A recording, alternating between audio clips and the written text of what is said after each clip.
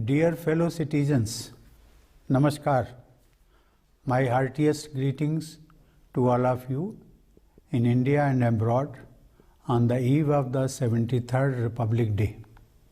It is an occasion to celebrate what is common to us all, our Indianness. It was on this day in 1950 that this sacred essence of us all assumed a formal shape. That day, India was established as the largest democratic republic, and we the people put into effect a constitution that is an inspired document of our collective vision. The diversity and vibrancy of our democracy is appreciated worldwide. It is this spirit of unity and of being one nation which is celebrated every year as Republic Day.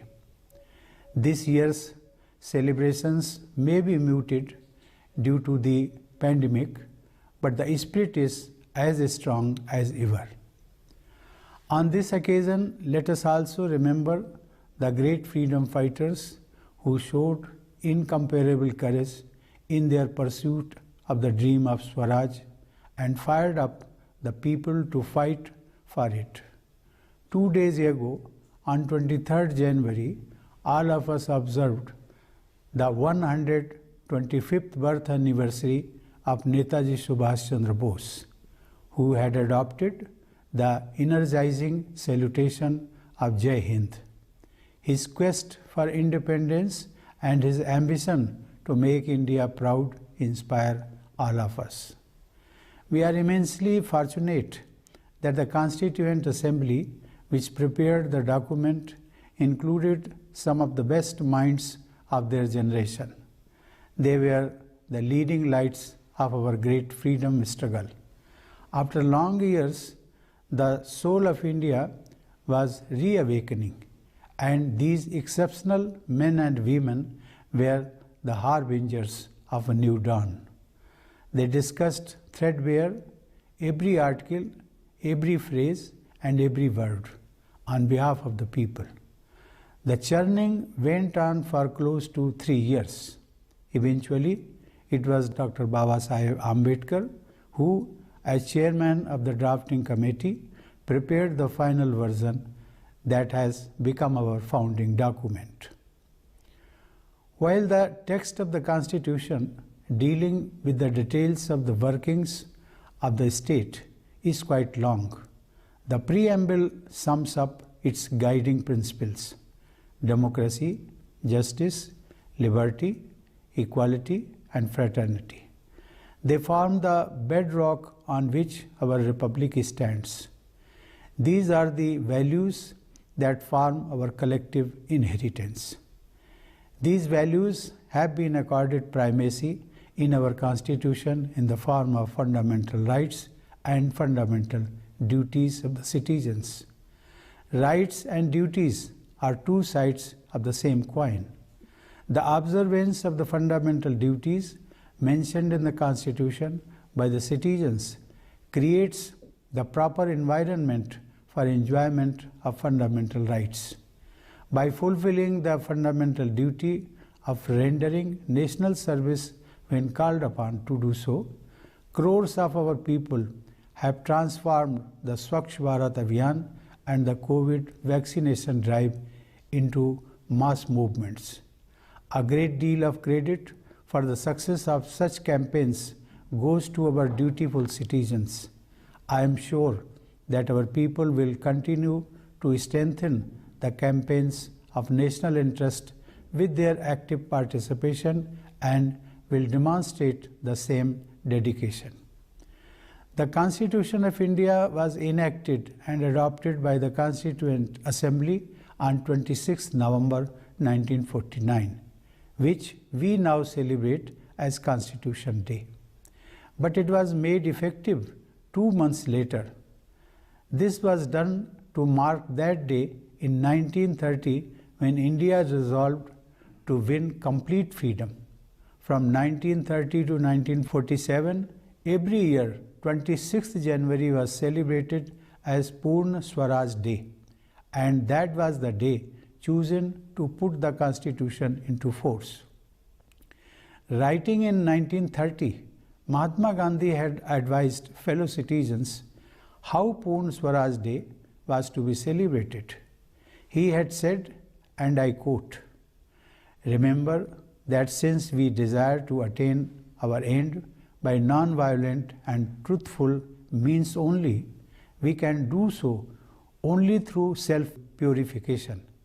We should therefore devote the day to doing such constructive work as lies in our power to do." Unquote. Needless to say, Gandhiji's advice is timeless. He would have liked us to celebrate the Republic Day in the same manner. He wanted us to look inside, introspect, and strive to become better human beings, and then also look outside, join hands with others, and contribute towards the making of a better India and a better world. Dear fellow citizens, the world has never been in so much need of help as now. It has been over 2 years now, and humankind is still battling with the coronavirus. Hundreds of thousands of lives have been lost, and the world economy has been reeling under the impact.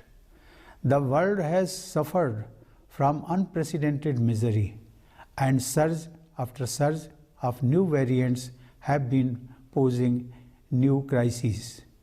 It has been an extraordinary challenge to humankind. The pandemic management was bound to be all the more difficult in India.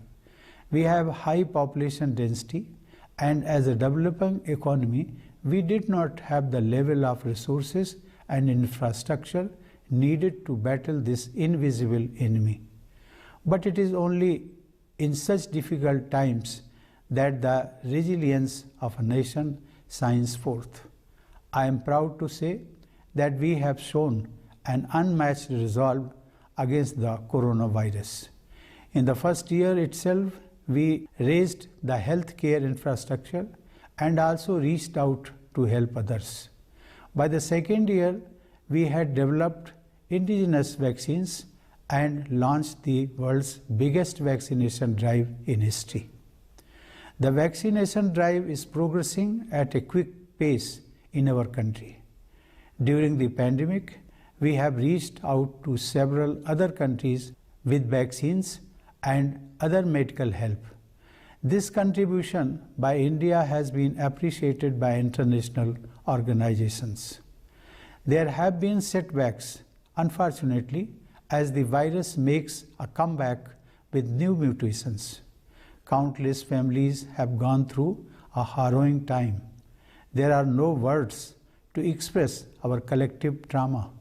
The only saving grace is that many lives could be saved. As the pandemic is still widespread, we must remain alert and not let our guard down. The precautions we have taken till now have to be continued.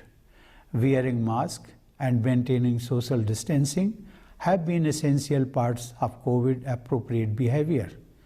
In the fight against the COVID pandemic, it has now become a sacred national duty of every citizen to follow the precautions suggested by our scientists and experts. We have to discharge this duty till the crisis is behind us. Our time of crisis has also made us appreciate how we all Indians are connected as one family. The time of social distancing has brought us close to each other. We have realized how much we depend on each other. Doctors, nurses, and paramedics have risen to the challenge, working long hours in difficult conditions, even at the risk of their lives, to attend to patients. Others have kept the nation moving, managing supply chains and utilities. The leadership, policymakers, administrators, and others at the central and state levels have made timely interventions. Due to such interventions, the economy is on the move again. It is a testimony to India's spirit in the face of adversity that the economy is projected to grow at an impressive rate in this fiscal after going through contraction last year. This shows the success of the Atmanirbhar Bharat Abhiyan launched in the previous year. The government has shown relentless focus on reforming every economic sector and providing a helping hand wherever necessary. The impressive economic performance is made possible due to improvement in the agriculture and manufacturing sectors. I am happy to note that our farmers, especially young farmers with small holdings, are enthusiastically adopting natural farming. Small and medium enterprises have played an important role in providing employment to people and imparting impetus to the economy. Our innovative young entrepreneurs have set new benchmarks of success by making effective use of the startup ecosystem. It is a testimony to the success of our country's massive and robust digital payment platform that millions of digital transactions are being done every month. To reap the demographic dividend, the government has created the right environment with the national education policy that makes a perfect blend of traditional values and modern skills. It is gratifying to note that India has found a place among the top 50 innovative economies. It is all the more satisfying to note that we have been able to promote merit while also stressing upon all-round inclusion. Ladies and gentlemen, in the past year, our sports persons also brought cheers as they made their mark at the Olympics. The self-confidence of these young champions inspires millions today. In the recent months, I have witnessed remarkable examples of our people strengthening the country and the society through their commitment and action in diverse areas. However, I will mention only two such instances. The dedicated teams of the Indian Navy and Cochin Shipyard Limited have built an indigenous state-of-the-art aircraft carrier IAC Vikrant, which is to be inducted into our Navy. Due to such modern military capabilities, India is now counted among the world's leading naval powers. This is an impressive example of moving towards self-reliance in the field of defense. Apart from this, I found one special experience very touching. In a village called Sui in Bhiwani district of Haryana, some enlightened citizens who belong to that village have transformed the village under the Swaprerit Adarsh Gram Yojana, demonstrating sensitivity and diligence. This example of expressing affection and gratitude for one's village or native land is worth emulating. There remains lifelong love and reverence for their native land in the hearts of grateful people. This example strengthens my belief that a new India is emerging, a strong India and a sensitive India. Sashakt Bharat, Samvedansheel Bharat. I am sure that taking inspiration from this example, other resourceful people will also contribute for the development of their villages and cities. In this context, I would like to share a personal experience with all of you. I had the privilege of visiting my birthplace, that is my village Paronk, at Kanpur, Dehad district in the month of June last year. On reaching there, I naturally felt the urge to express respect for the sacred soil of my village and applied it on my forehead, because I believe that I have been able to reach Rashtrapati Bhavan only due to the blessings of my village. Wherever in the world I may be, my village and my country remain in my heart. I request the people of India who are successful in life due to their hard work and talent to always remember their roots, their village, town or city.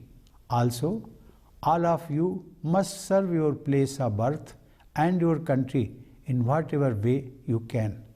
If all the successful people of India work sincerely for the development of their birthplaces, then the whole country will benefit from the outcome of such local development.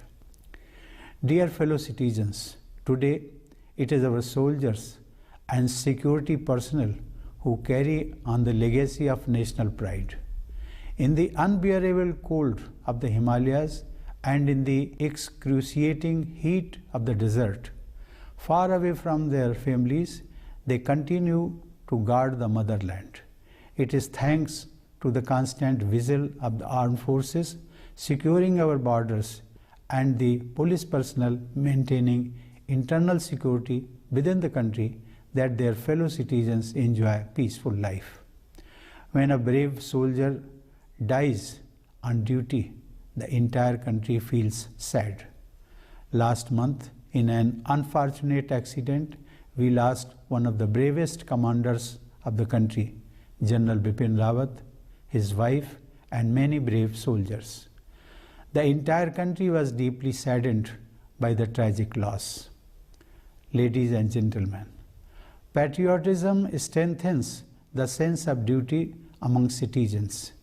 Whether you are a doctor or a lawyer, a shopkeeper or office worker, a sanitation employee or a laborer, doing one's duty well and efficiently is the first and foremost contribution you make to the nation.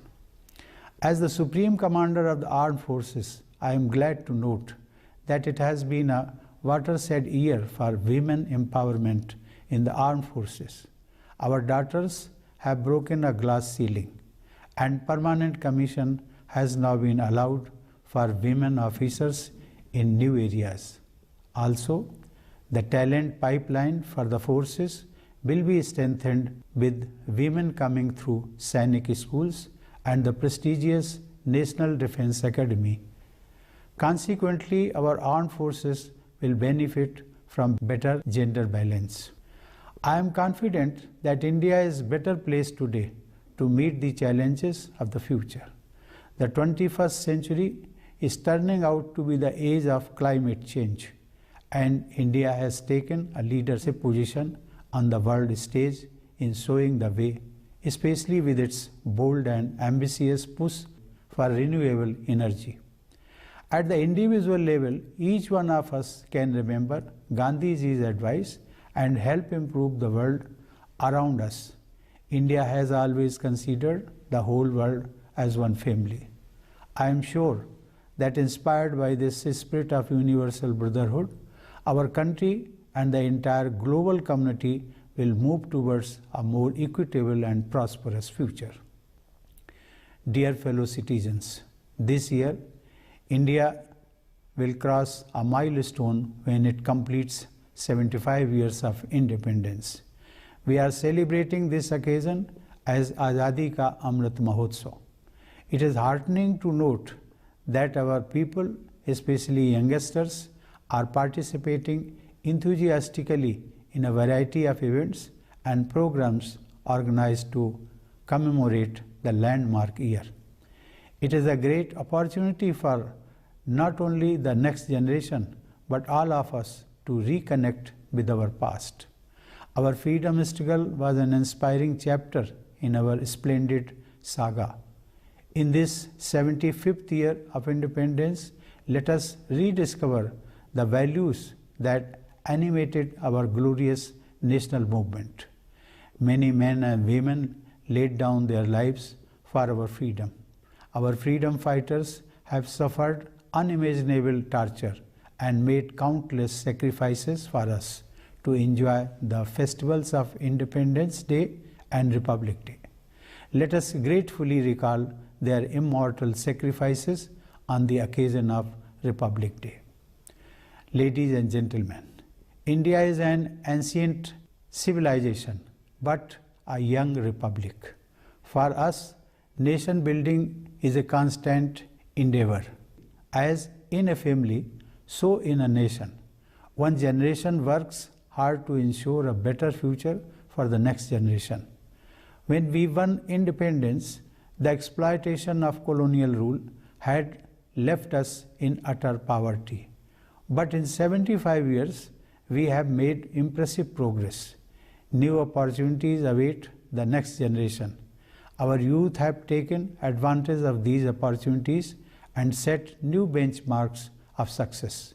I am sure that with this energy, confidence, and entrepreneurship, our country will continue to march ahead on the path of progress and will definitely secure its rightful place, befitting its potential in the global community. I once again wish all of you a happy Republic Day. Thank you. Jai Hind.